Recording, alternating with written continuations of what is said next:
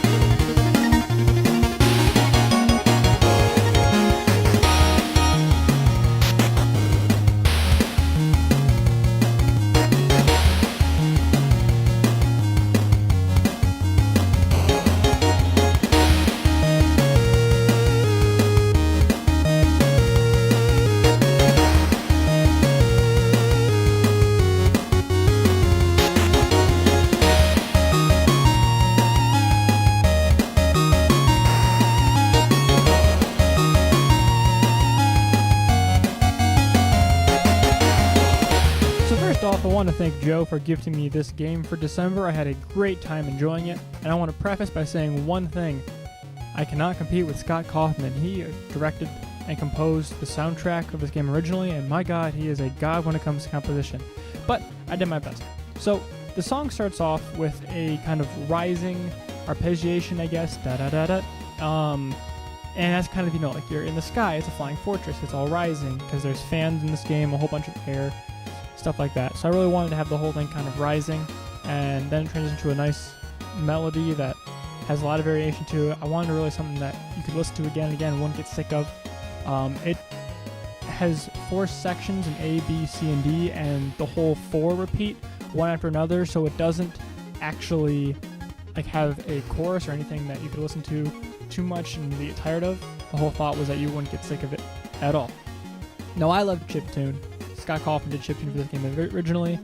It's an 8-bit, 16-bit kind of style game, and Shovel Knight's a fantastically fun game. If you haven't played it, my goodness, play this game.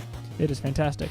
But I wanted to keep that kind of retro feel to it, but at the same time I wanted to kind of modernize it a bit, and I thought, well, a lot of this stuff kind of happened in the 80s, where a lot of these games came out, so if they had a bunch of, popular sounds that they could put into these games, if they could handle CD quality audio, it'd be pretty 80s, pretty poppy. So I went with that kind of 80s poppy synthy kind of sound, and I had a lot of fun with this thing. It was really, really fun to do. Kicking melody, always pushing some bit crushed drums, really crunchy drums, 8-bit kind of drums, and it was just really, really fun to make.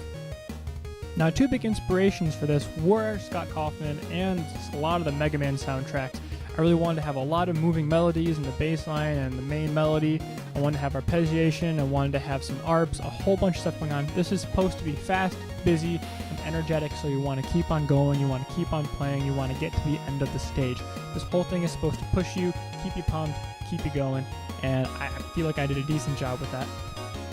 With that being said, those are all my main thoughts behind the composition, without getting into the huge details, because I don't really want this video to be that long. If you enjoyed, please leave a like, comment, and subscribe. If you haven't already, sorry for this video to come out late, but next week we'll have a video on time and it'll be fantastic. So I hope you stick around and enjoy when either Tyler or Joe post. I know who's going to post, but I'm not going to tell you. You got to tune in at the end of the week and find out. Well, bye-bye.